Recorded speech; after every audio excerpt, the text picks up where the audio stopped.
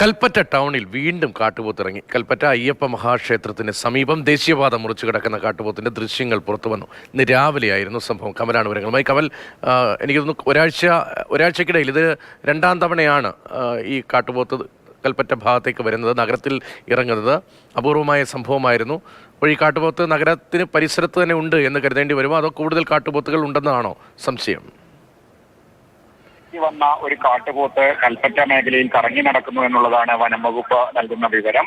ഇതിന് തിരിച്ചു പോകേണ്ട എങ്ങോട്ടാണ് തിരിച്ചു പോകേണ്ടതെന്നറിയാതെ ഈ നഗര മേഖലയിലും തോട്ടം മേഖലയിലും കറങ്ങി നടക്കുന്നു. സാധാരണഗതിയിൽ കാട്ടുപോത്തിന്റെ കൂട്ടമോ ഒന്നും ഈ പരിസര പ്രദേശത്തെ വനങ്ങളിൽ പോലും ഇല്ല. മറ്റെവിടെ നിന്നോ കൂട്ടം തെറ്റി ഓടിയെത്തിയതാണ്.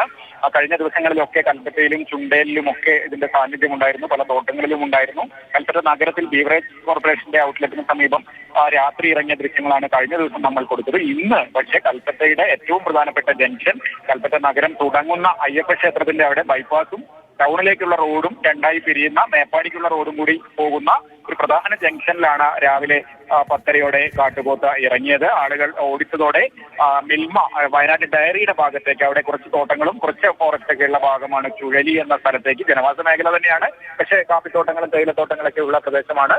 അങ്ങോട്ടാണ് ഇപ്പോൾ കാട്ടുപോത്ത് ഓടിപ്പോയിരിക്കുന്നത്.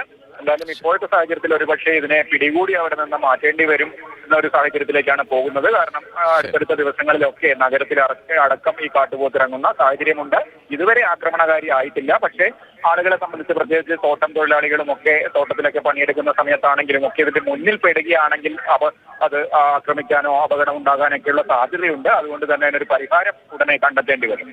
ശരി, കമലാണ് കൽപ്പറ്റയിൽ നിന്ന് ഈ വിവരങ്ങൾ നൽകിയത്.